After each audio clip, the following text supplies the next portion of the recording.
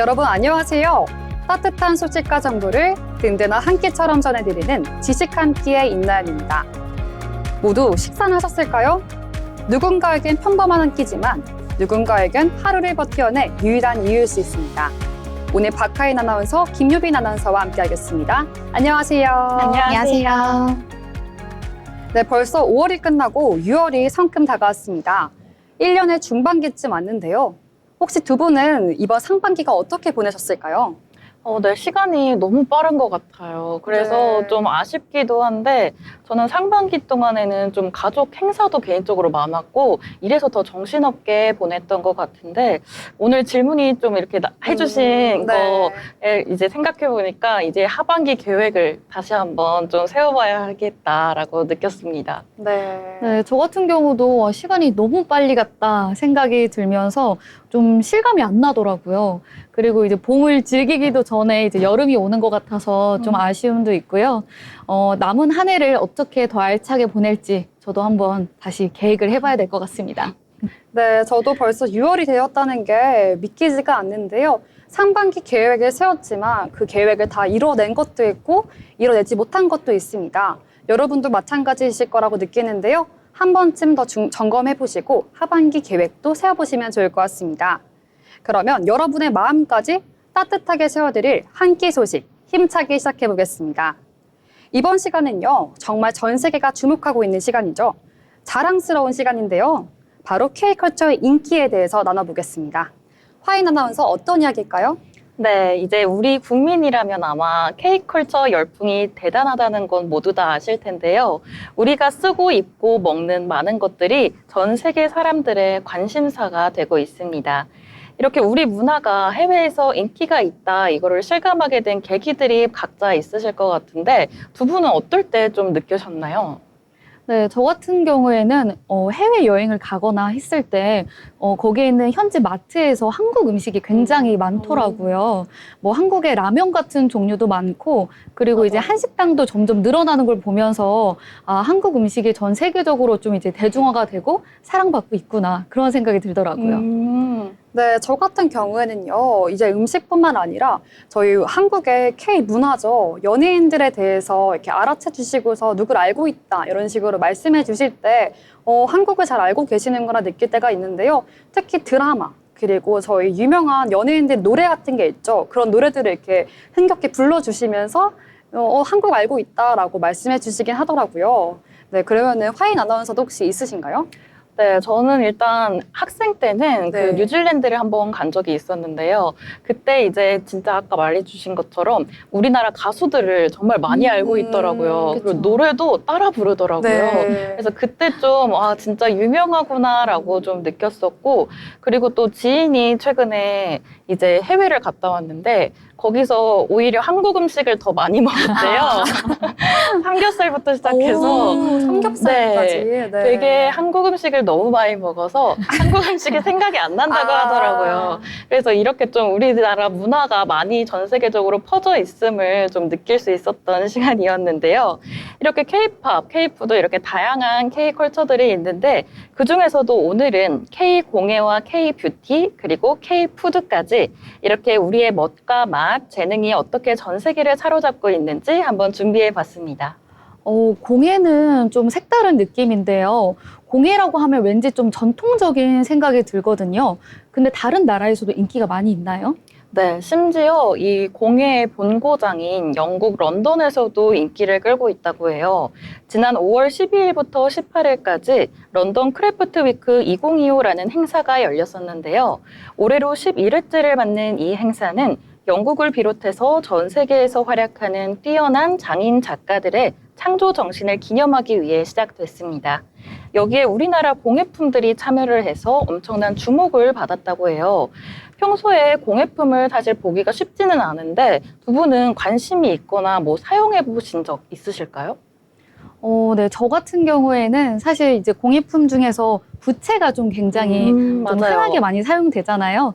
그래서 저는 압화를 이용한 부채 만들기를 해본 적이 있거든요. 부채에다가 이제 원하는 디자인으로 말린 꽃을 붙여서 제작해보는 그런 경험을 해본 적이 있습니다. 네, 저 같은 경우에는요, 최근에는 공예품을 이렇게 만든 경험은 없는데, 초등학생 때 수행평가로 많이들 숙제를 내주시잖아요. 그때 가야금 같은 그런 거, 그리고 장구 같은 것들을 직접 한지를 잘라서 이렇게 알록달록 예쁘게 공예품, 나름의 공예품을 만든 기억이 있습니다.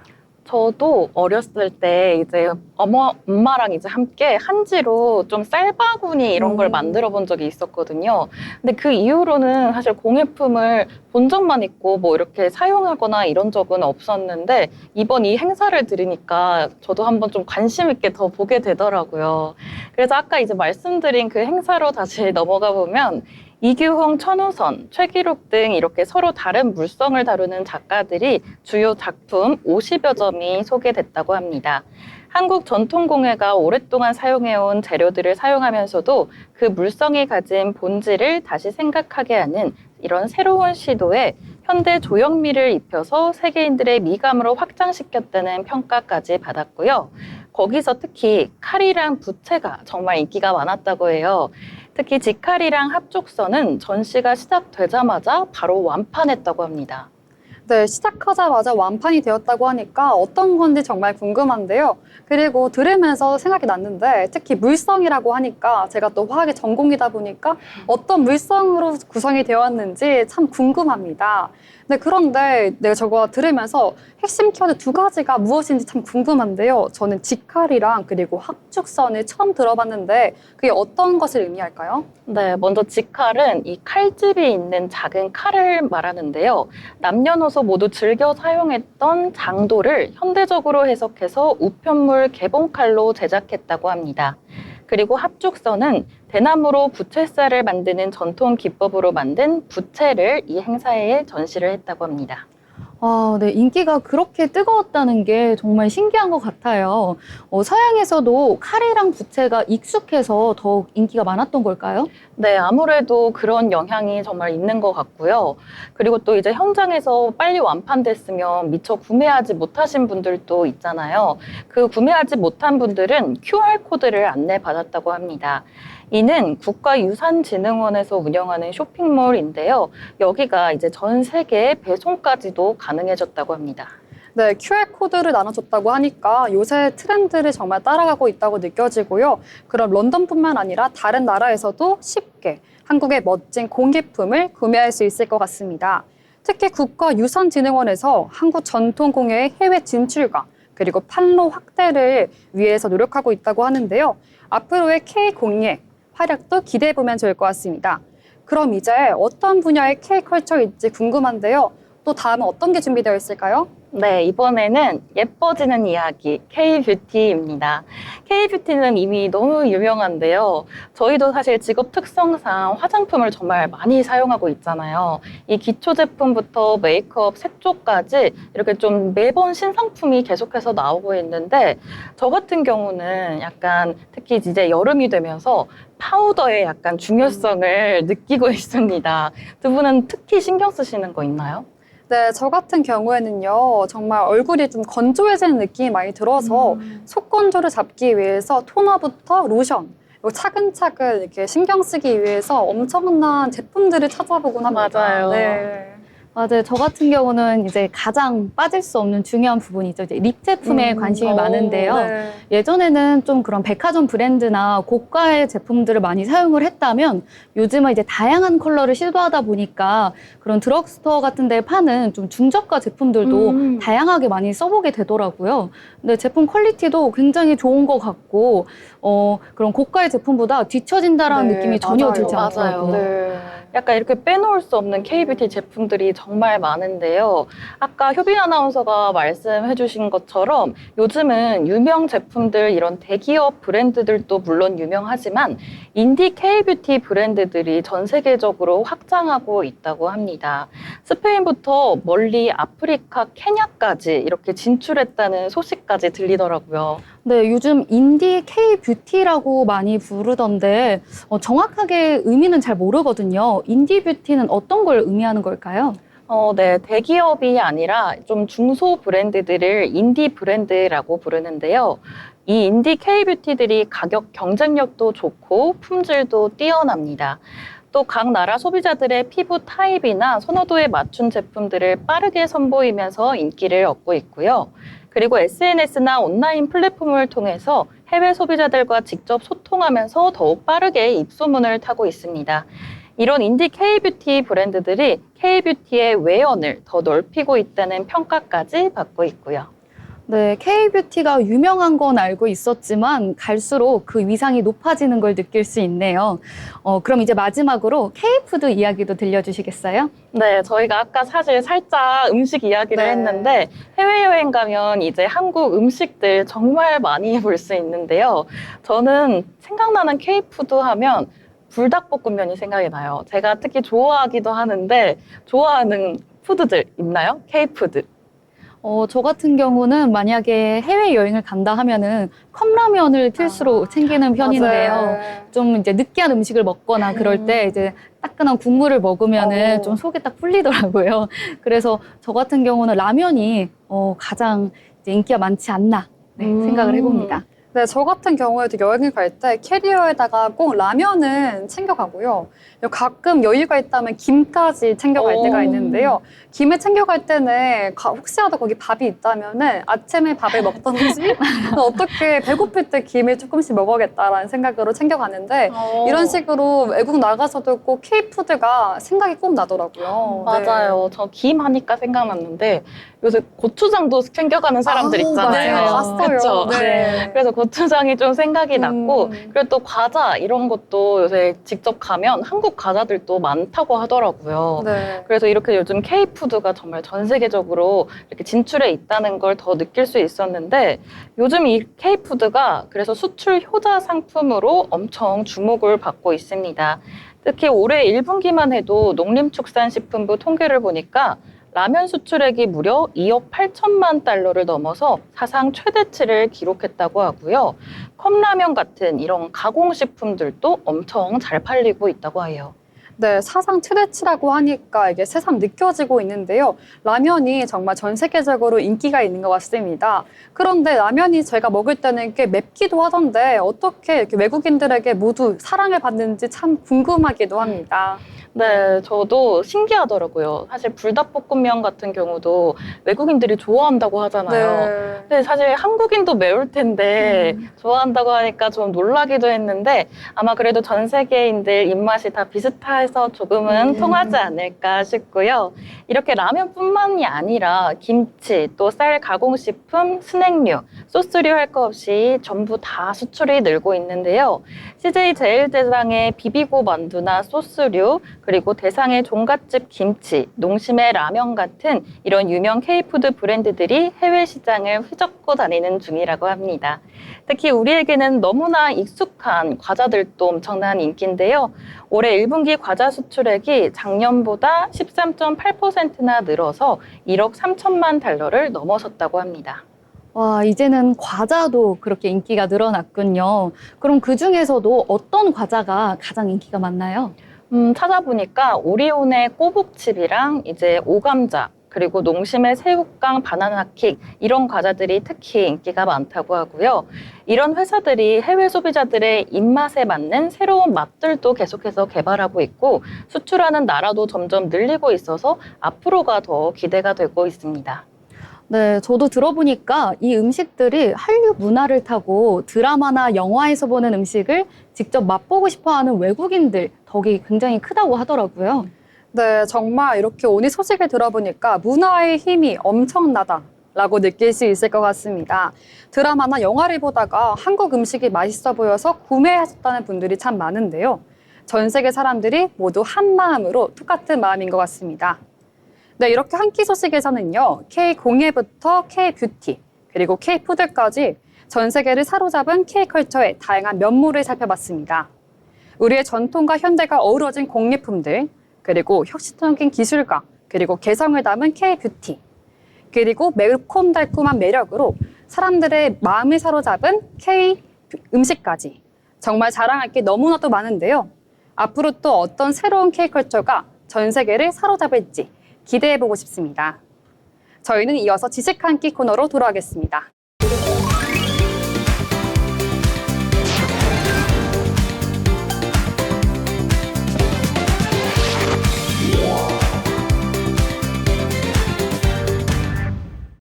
네, 이어서 두 번째 코너 지식 한 끼입니다. 이번 코너는요, 효빈 아나운서가 준비하셨다고 하는데 어떤 소식이 전해질까요? 네, 제가 오늘 준비한 주제는 MZ세대 사이에서 각광받고 있는 새로운 취미 생활인데요. 바로 레트로 필름 카메라 열풍에 대해서 이야기해보려고 합니다. 두 분 아나운서는 사진 찍는 거 좋아하시나요? 네, 저는 사진 찍는 것도 좋아하고 찍히는 것도 좋아합니다.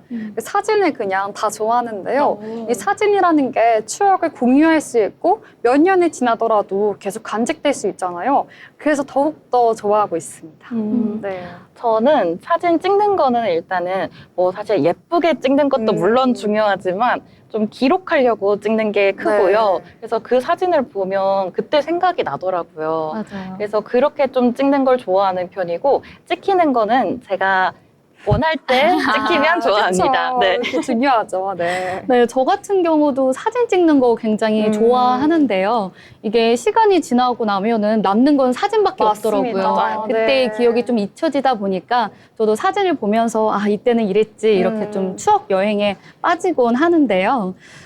최근에 스마트폰 카메라의 고화질 시대임에도 불구하고 필름 카메라의 따뜻하고 아날로그적인 감성을 찾는 젊은 층들이 많아졌다고 합니다. 요즘에 화질이 너무 고화질이다 보니까 인물 사진 찍을 때는 좀 덜 또렷한 화질을 선호하는 경우도 많아졌다고 하는데요. 그래서 요즘은 아이폰의 옛날 버전을 일부러 사용해서 사진을 찍기도 한다고 합니다. 특히 SNS를 통해 필름 사진의 특유의 레트로한 감성이 인기를 끌고 있다고 합니다. 네, 저도 요즘 SNS에 이렇게 필름 사진들이 굉장히 자주 보이더라고요. 이 필름 사진만이 주는 뭔가 따뜻한 느낌이 저희들을 좀 눈길을 끌고 있지 않나 싶어요. 네, 맞습니다. 필름 카메라는 촬영한 뒤 필름을 현상하고 인화하기까지 시간이 좀 걸리는 불편함이 있지만 그게 오히려 더 예측 불가능한 결과물에서 오는 재미가 있다고 합니다. 그래서 필름 현상소가 다시 생겨나고 있다고 하는데요. 최근에는 디지털과 필름의 장점을 모두 가진 하이브리드 카메라도 등장했다고 합니다.